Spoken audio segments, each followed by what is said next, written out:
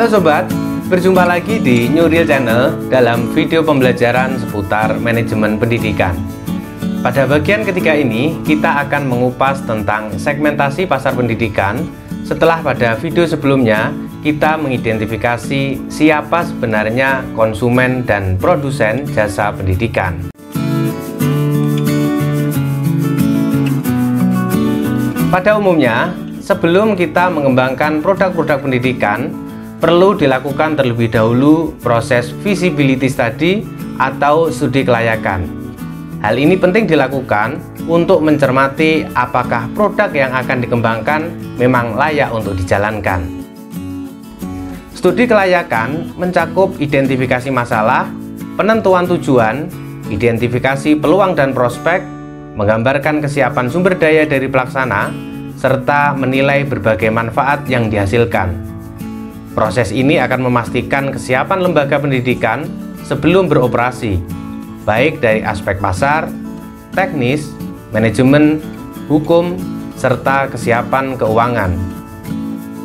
Dalam konteks ini, proses segmentasi pasar menjadi bagian krusial dari rangkaian kegiatan studi kelayakan untuk menopang aktivitas pemasaran pendidikan.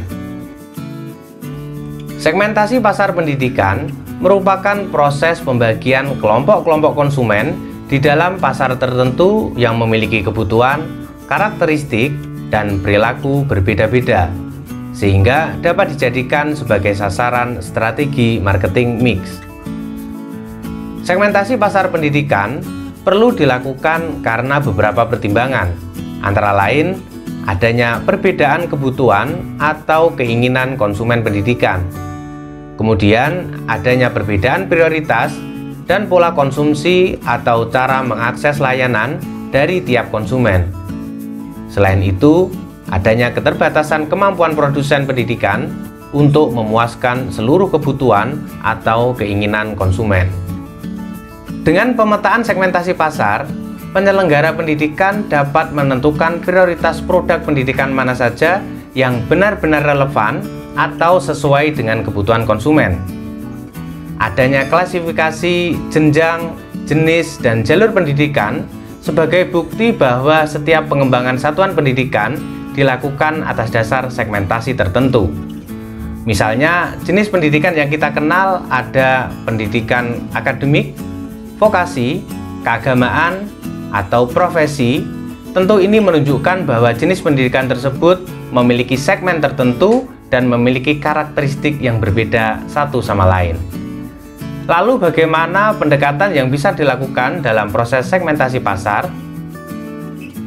Basis segmentasi pasar dapat dilakukan melalui 4 pendekatan.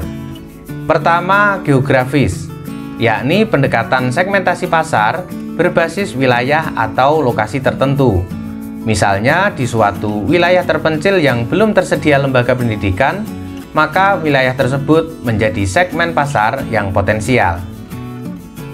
Kedua, segmentasi pasar berbasis informasi demografis, seperti usia, jenis kelamin, tingkat pendidikan, jenis pekerjaan, pendapatan, agama, dan lain sebagainya.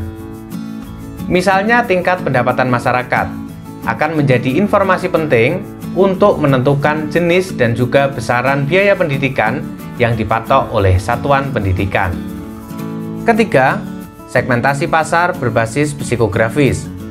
Pendekatan ini menyangkut keyakinan, nilai, kepribadian, dan gaya hidup yang dapat mempengaruhi keputusan konsumen untuk mengakses layanan pendidikan. Misalnya gaya hidup generasi milenial, mereka akan cenderung memilih lembaga pendidikan yang menyediakan kegiatan untuk mengembangkan potensi para kaula muda. Keempat, segmentasi pasar berbasis perilaku dan cara bertindak konsumen pendidikan. Misalnya, kebiasaan hidup gotong royong di suatu masyarakat menjadi segmen potensial untuk membangun model pendidikan yang partisipatif. Oleh karena itu, agar segmentasi pasar berperan efektif dalam proses pemasaran pendidikan, maka perlu mempertimbangkan beberapa hal, antara lain segmen yang dibidik terukur, terjangkau, besar dan potensial, dapat dibedakan dengan jelas, dan dapat dilaksanakan. Melalui proses segmentasi pasar secara tepat, diharapkan dapat menunjang pelaksanaan pemasaran pendidikan secara efektif. Oke sobat, demikian tadi pembahasan tentang segmentasi pasar pendidikan. Kita akan bertemu kembali pada video selanjutnya dengan tema perilaku konsumen pendidikan. Silahkan berikan komentar, saran, ataupun pertanyaan pada kolom di bawah ini. Terima kasih, sampai jumpa. Wassalam.